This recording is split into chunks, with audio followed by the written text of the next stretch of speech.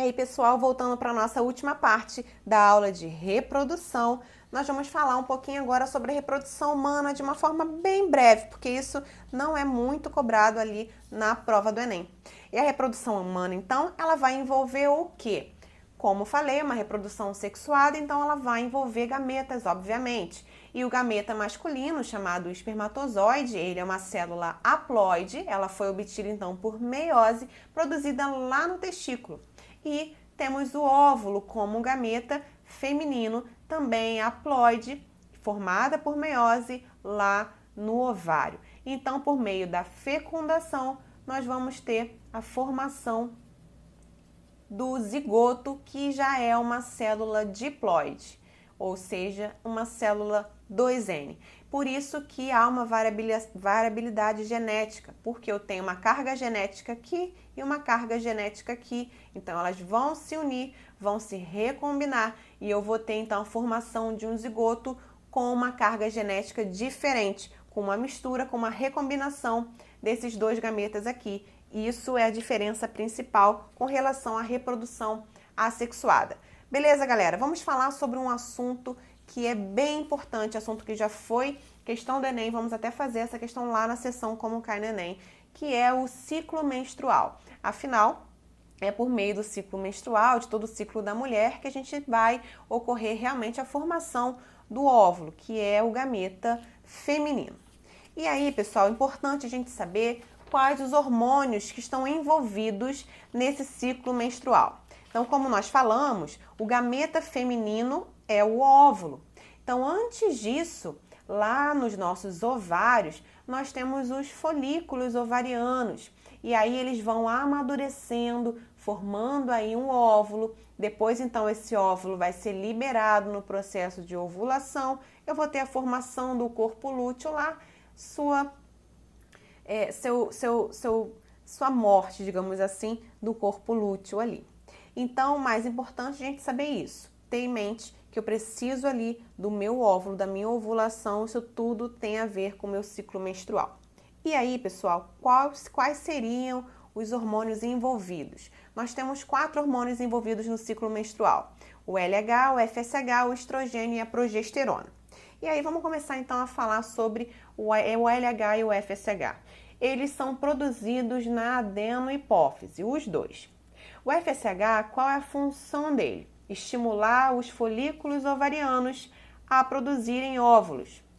Então, essa é a função do FSH aqui principal, estimular os folículos a produzirem óvulos. E aí, pessoal, quando esses folículos estão em desenvolvimento, eles vão secretar o estrogênio. Então, o estrogênio é secretado lá pelos folículos em desenvolvimento. E qual a importância desse estrogênio? Ser responsável por desenvolver os caracteres femininos e toda a parte de amadurecimento ali dos órgãos femininos. Isso aí é a importância do estrogênio principal.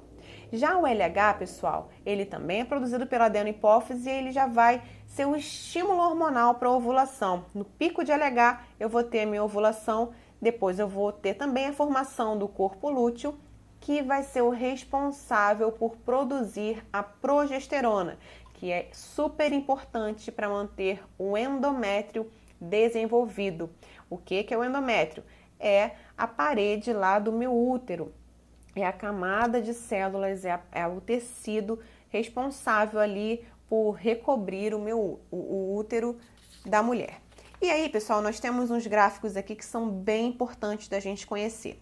Os gráficos que tratam dos hormônios hipofisários, que são FSH e LH, dos hormônios ovarianos, que são estrogênio e progesterona, e do ciclo uterino, que está mais aqui embaixo. E é o seguinte, o que importa a gente saber que cai no Enem. Na verdade, no Enem e em qualquer prova de vestibular. Eles consideram um ciclo menstrual como sendo de 28 dias. Na verdade, essa média da mulher tem um ciclo de 28 dias. E aí, sendo um ciclo de 28 dias, no 14º dia vai ocorrer a minha ovulação. Então, pessoal, tá tudo interligado. O que eu acabei de falar, o FSH, ele vai começar aqui, ele vai ser responsável por estimular os folículos ovarianos. Então, aqui ele está bem associadinho aos folículos ovarianos. a produzirem os óvulos. Então, o FSH, ele é um hormônio que está sempre assim, meio em baixa, bem tranquilo. Ele vai ter um aumento aqui, justamente nessa parte de produção mesmo do óvulo, porque ele está estimulando o folículo a produzir o óvulo.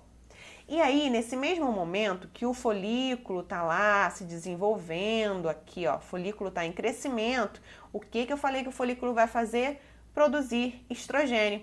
Então, nesse mesmo momento aqui, o estrogênio está aumentando, porque o folículo está se desenvolvendo ali, formando o meu óvulo. Então, eu tenho aqui um pico de estrogênio quando o óvulo já está formadinho lá, quase pronto para ovulação.